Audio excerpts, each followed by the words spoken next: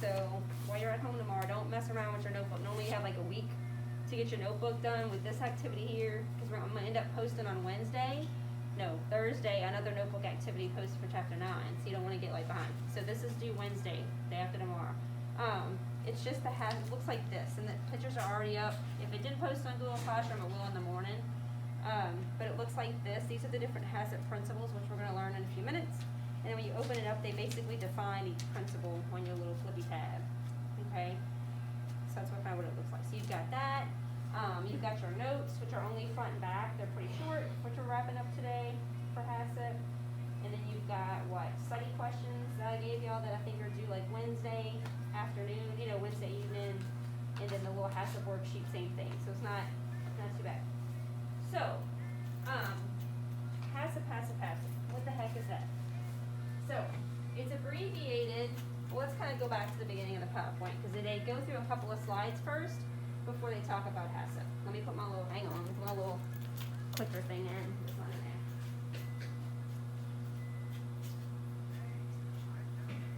So, let's see.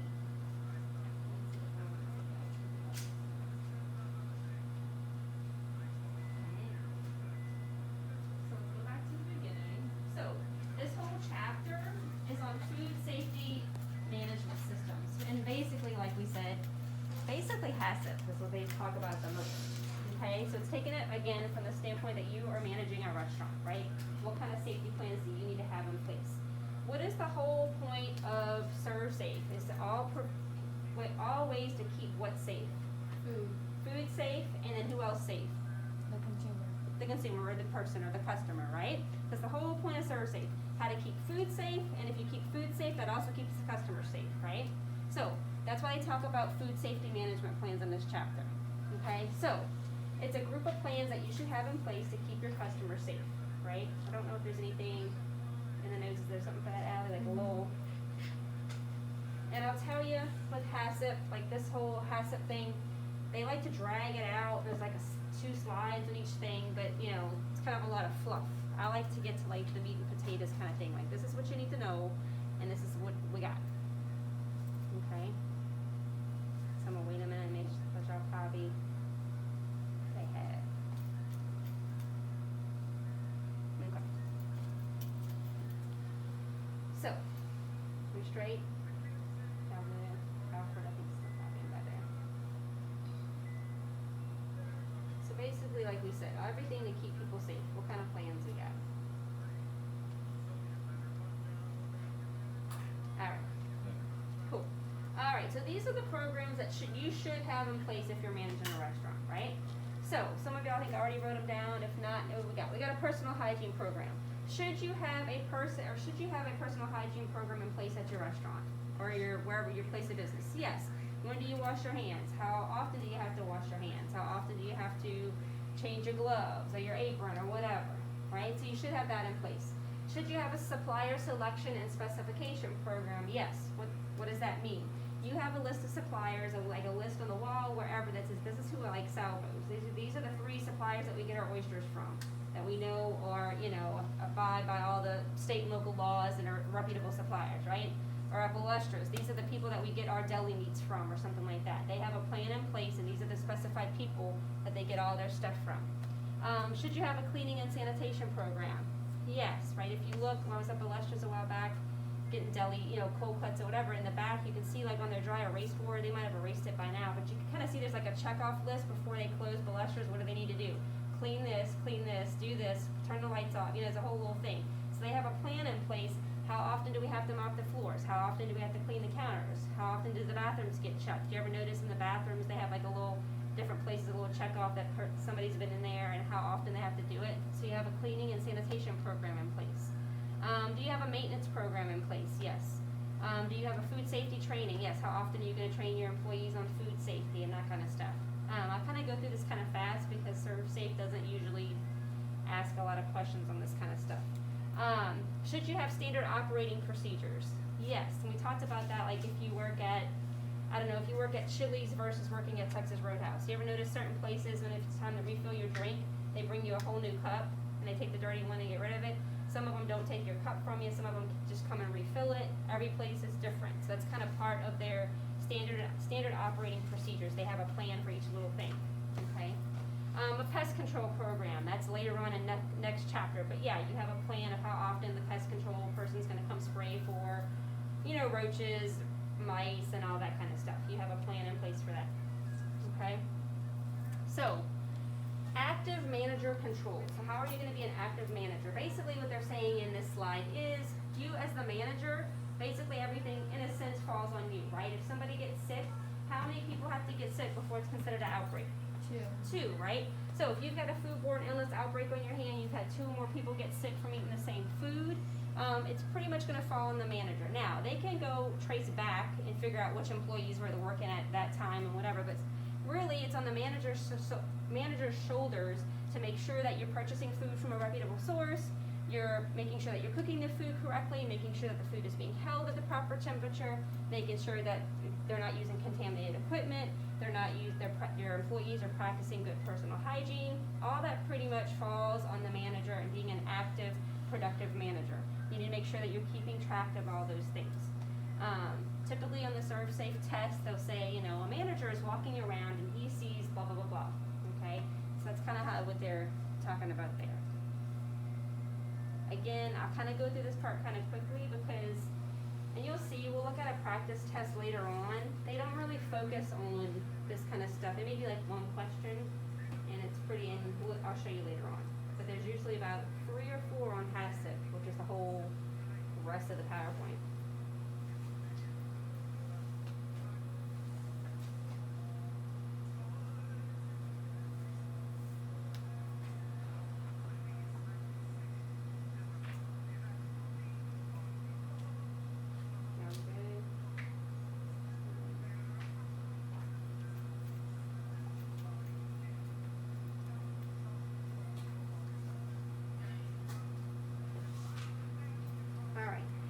This will be on there at some point. You need to know that an active manager or a good manager is proactive, not reactive. So put a little star by that if you want.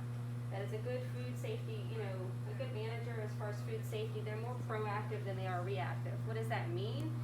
Risks are anticipated for and planned for. You want to fix the problem before it happens. Does that make sense when they say they're proactive? They're not reactive. You don't want to have somebody get sick and then have to go in and fix stuff, okay? They mean by, if you're a good manager, you're proactive, not reactive, okay? And then it just goes on to say the FDA. Do you remember what FDA stands for? Any idea? Food and Drug Administration. Yep, the Food and Drug Administration says you can have active manager control by simply using training programs, standard operating procedures, and more complex solutions like a HACCP program or a HACCP plan. All right, y'all excited? Ooh. HACCP, alright, so they call it HACCP, it's HACCP. Why they call it HACCP, you know, how they pronounce it, I don't know. When I always joke, I don't make the rules. I don't know why they call it that. Or why they pronounce it that way, rather. But what does it stand for? You do need to know what it stands for. Okay, it stands for, if you look over here on the board, Hazard Analysis Critical Control Point, right? So, I'm going to have it up here.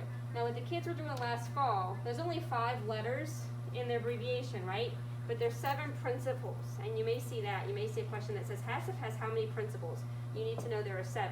The letters do not match up with the principles all the way down the road. Does that make sense? There's only 5 letters and there's 7 principles. It can't. So they were trying to like, wait, I'm so confused. I'm like, no, the letters don't necessarily, they do for the first couple, and then it kind of goes off and it doesn't match up, okay? So what is HACCP?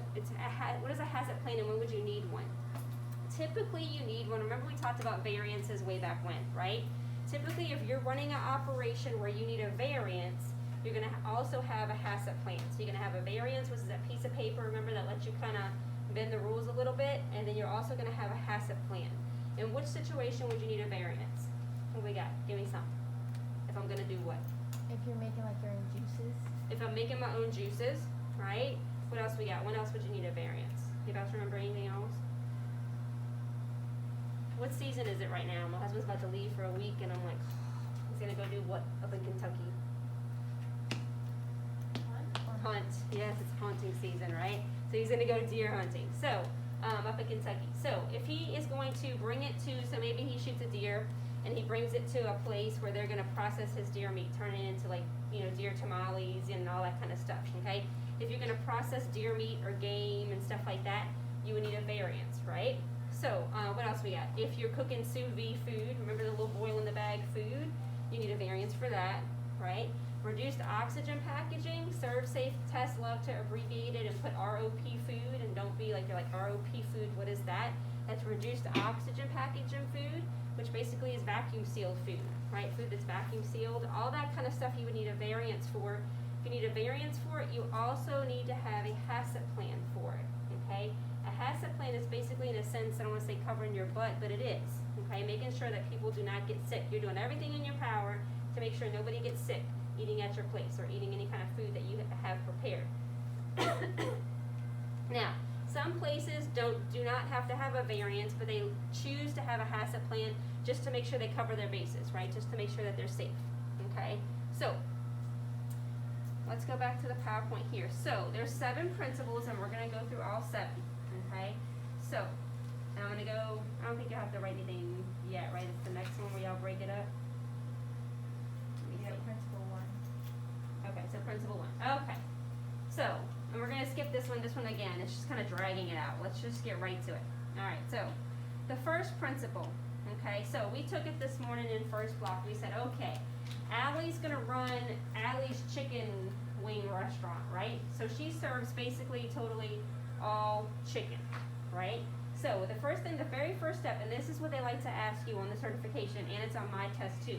What is the first step when you go to make a HACCP plan? The first step is conduct a hazard analysis, right? So it's the first thing you're going to do is you're going to conduct a hazard analysis. What does that mean? So Allie's running this chicken place, right? And she's going to sit down with her coworkers and everybody, and they're going to develop a HACCP plan. They're going to do a hazard analysis first. What she's going to do is sit down and look at what point in the flow of food is the chicken most likely to get people sick, right? Because she's serving basically chicken. What can they get from eating chicken that's not good? Salmonella, right? So now we had to kind of take it back a little bit in the first block, and they were like, oh. So we talked about the flow of food. What was the first chapter one? First, you got to do what to your food? You got to purchase it, right? So you purchase it.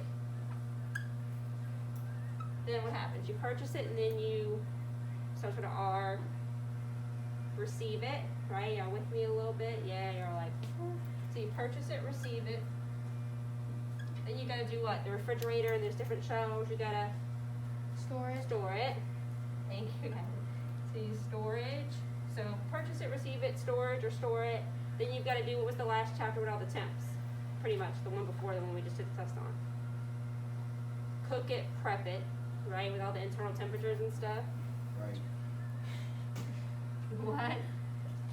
Would you say that? Alright, cook it, prep it, and then the last one you got to do, what was this last chapter on? Actually serving it, right? So, serve it. Okay, so that's the flow of food. If Allie's running this chicken place, and she's doing a hazard analysis, she wants to know at what point is the most critical point where something could happen to that chicken to make somebody sick. Is it going to be when she's purchasing the chicken, receiving the chicken, storing the chicken, cooking the chicken, or serving the chicken? What do you think? And this is the chapter that I'm like, you got to kind of prep it. Very good. What temperature does it have to be at to be considered safe? If it's poultry, 165, the highest, right? So the first thing you're going to do in creating a HACCP plan is it's her and all of her coworkers, and they're going to make this HACCP plan. The very first popular test question: what is the first step when making a HACCP plan? A hazard analysis. So in the example of the chicken, she realizes the cooking is what's going to be the biggest issue, right? So that's the first step, is do a hazard analysis. They like to ask, what is the second step in forming a HACCP plan? Determining what your critical control points are, okay? So she's decided that it is going to be the chicken, specifically cooking it, right? Specifically when you cook it. Alright, so you do a hazard analysis, you determine your critical control point, which in this case is the chicken, specifically when you're cooking the chicken, is at the most risk for getting somebody sick, right? So that would be your critical control point. Okay. Kind of weird, trust me, it's all gonna make sense in a little bit. When you look at the examples and the sample questions, you're like, oh, okay. It'll kind of click. Alright, so you got your critical control point. Alright. Y'all ready? Not yet. Just remember too, if you do miss something, the PowerPoint now is going to be up there tomorrow morning. So you can always go back, tomorrow and fill it in too, if you realize you missed something. Okay, so very first step is conduct a hazard analysis. What's my issue here? The chicken place, the issue's the chicken. Okay, then you're going to say, okay, what is the second step in creating a HACCP plan? Determine your critical control point, which in this case is cooking the chicken. That's going to be the biggest issue, right? The third step is establishing your critical limit. So what did y'all tell me the temp had to be? 165, right? So my critical limit in this example, in this specific example, is 165. That's what my critical limit is. Okay.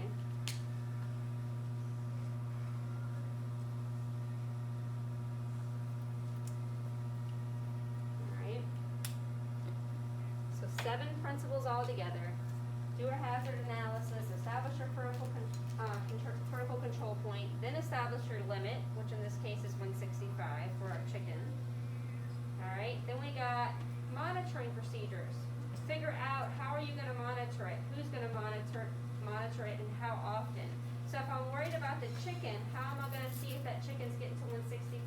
What's on that picture? I'm going to use a what? A thermometer, right? So that's all it is. If I'm going around checking the temperature of all this chicken, that's monitoring. The question usually on my test and the Serve Safe test will say, it uses a scenario. The chef is going around checking the temperature of various chicken breasts to see that they've reached 165. The chef is doing what?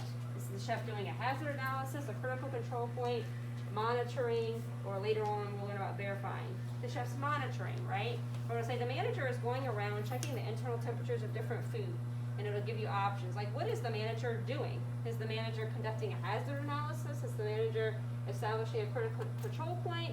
Or is the manager monitoring? Does that make sense? The manager's monitoring. He's going around checking the different temps. You'll kind of follow me a little bit. You know how they do that? So that's monitoring. Identify your corrective actions is number 5. So, if you're going around checking the temps and the chicken's not at 165, don't overthink it. What are you going to continue to do? You're going to continue doing what to the chicken? If it's not at 165, you're going to continue to do what? Cook it. So that's why I said don't overthink it. Like, it's like when you look at it, it's like all this stuff. But really, the corrective action is, oh, my chicken's not at 165. What am I going to do? I'm going to continue cooking it, right? That's the corrective action. They like to use with HACCP, they'll use scenarios. They'll say, the manager is walking around and he notices that Bob is cooking, beef patties, and the patty is only at 135. He instructs Bob to continue cooking the beef patty until it reaches 155. What is the manager doing?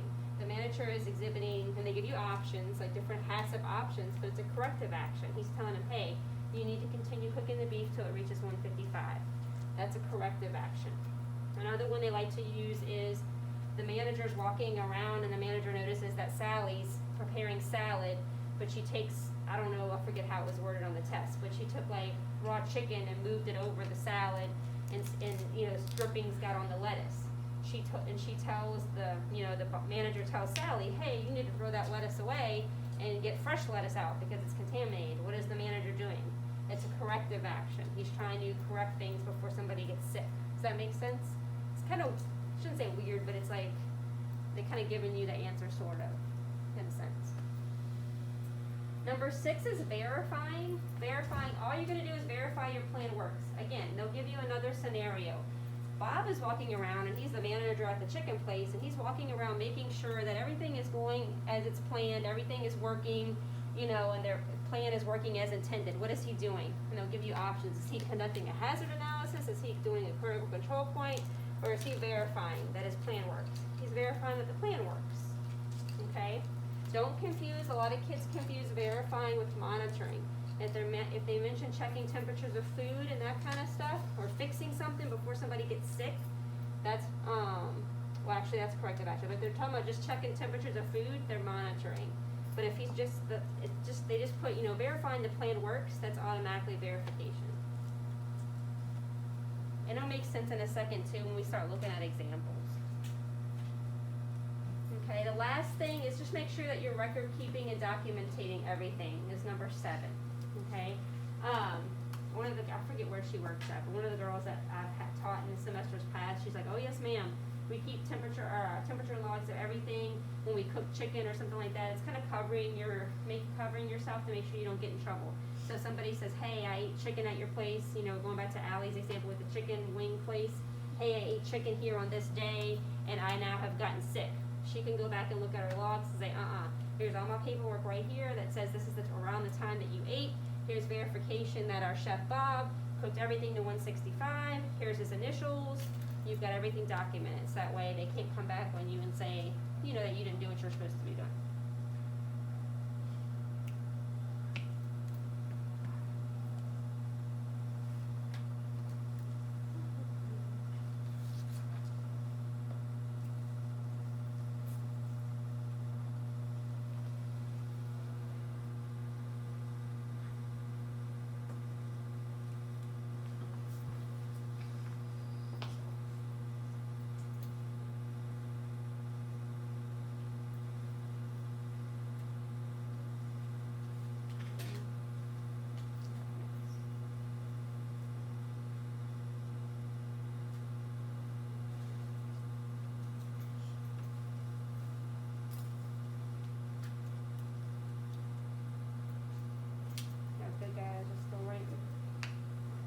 Last part, when I click it over in a second, it's basically when we talked about variances a couple of chapters ago.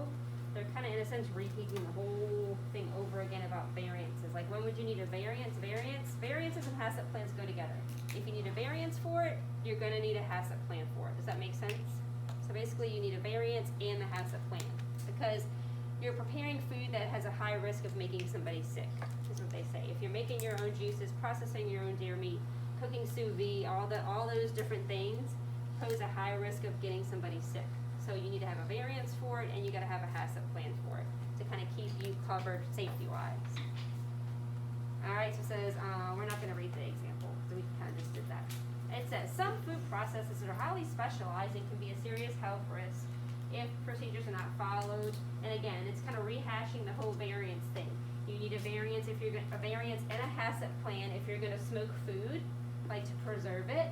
You're going to also need a variance if you remember when you're going to add food additives to food, like vinegar or something like that, to preserve it. You're going to need a variance and a HACCP plan. You're going to need both. Okay.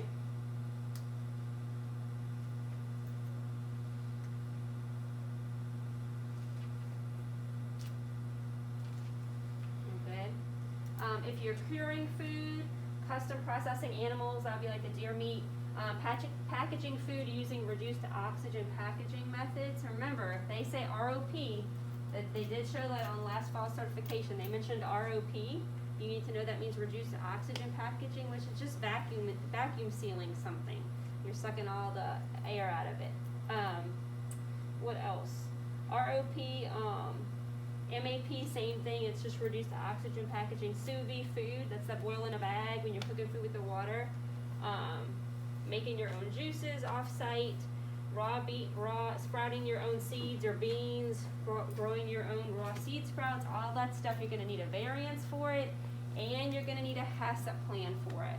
Why? Because all that stuff poses a high risk of making somebody sick if it's not prepared correctly. All right? And it's just kind of repeating the same thing like we said. A HACCP plan may also be required if the processing method carries a high risk of causing a foodborne illness. Some people have HACCP plans and they're not doing anything where they need a variance. They're just running a chicken place or whatever, and they just have it just to be on the safe side, to err on the side of caution. But if you're going to do something that you need a variance, you've got to have a HACCP plan. All right, so one last thing. So where it says, let's review. This is where it kind of makes sense, where you can see, okay, we've learned about HACCP plans, but how are they going to ask that as a question, right? How are they going to put it in question form where I'm going to know what to do with this, okay? So it says, the temperature of a roast is checked to see that it has met its critical limit of 145. This is an example of which principle. Remember, there's 7 principles. So if you are checking to see if the roast has met its critical limit, are you verifying, monitoring, record keeping, or conducting a hazard analysis? What do you think? Not verifying. This is where it gets tricky. They like to flip verifying and monitoring. Everybody does, like last in the fall. I'm like, no, it's not verifying, but it's monitoring, right? So you just have to watch that. And I'll show you when you do pick, I'll show you when to pick verifying in a second. So you're monitoring, right? If you're just checking the roast. The temperature of a pot of beef stew is checked during colding. The stew has not met its critical limit and is thrown out according to house policy. Throwing out the stew is an example of which HACCP principle. If you're throwing something out that's not right, are you monitoring, verifying, hazard analysis, or a corrective action? Corrective action, right? If you're fixing something, yeah, so think of it like if you're fixing something so somebody doesn't get sick, it's a corrective action. Does that make sense? Okay, so this one we had to kind of think about first block. It says the deli serves cold sandwiches in a self-serve display. So they got the little clear box, we open the little door and you get out a cold sandwich, right? Which step in the flow of food would be a critical control point? So if it's a deli sandwich, it's got to be kept cold, right? Are you cooling it, cooking it, or reheating anything with a deli sandwich? No. Does that make sense? No, right? So you can automatically eliminate those. The problem is going to come in at storing it. What do you have to store it at? What temp or below if it's deli cold stuff? 41 or below, right? So y'all see why that one's the answer for that one? So if it's a deli sandwich, like I said, you're not cooling a deli sandwich, you're not cooking a deli sandwich, you're not going to reheat a deli sandwich, it's something cold. The biggest thing there is going to be you're making sure you keep it at 41 or below when you're storing it. Okay?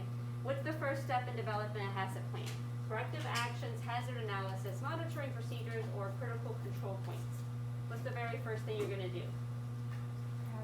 A hazard analysis, right? And that's legit on my test and on the certification test. I'll ask you the same way, and it's just the easy one to get right. What's the first step? Conduct a hazard analysis. Okay? What is the purpose of a food safety management system? So this is kind of taking it back to those first 2 slides before we talked about HACCP. So if you have a food safety management system, what is the purpose of it? To keep all areas in the facility clean and pest-free, identify, tag, and repair faulty equipment, identify and control possible hazards throughout food, or document and use correct methods for purchasing and receiving food. What do you think? Like, what's the whole purpose of having a food safety management system? C, right? Identify and control possible hazards throughout the flow of food. Okay? Reviewing temperature logs and other records to make sure the HACCP plan is working. So if it says the HACCP plan is working, is that monitoring, verifying, hazard analysis, or record keeping? If you're verifying or making sure that the plan is working, that's verification. So that's when you pick verification. If it says something about the plan is working, that's your keyword to pick verification. All right, so the chef sanitized the thermometer probe. He checked soup. The soup's 120. It didn't meet the limit of 135. He recorded the temp in the log and reheated the soup to 165. Which was the corrective action? So which was the corrective action? Reheating the soup, checking the critical limit, sanitizing the probe, or recording the temperature in the log. Which one's the corrective action? If he's fixing something. Reheating the soup, right? So reheating the soup is going to be the corrective action. He's fixing it before somebody gets sick, type of thing. If they want to smoke food, so that basically you have a place and they want to smoke food as a method of preserving,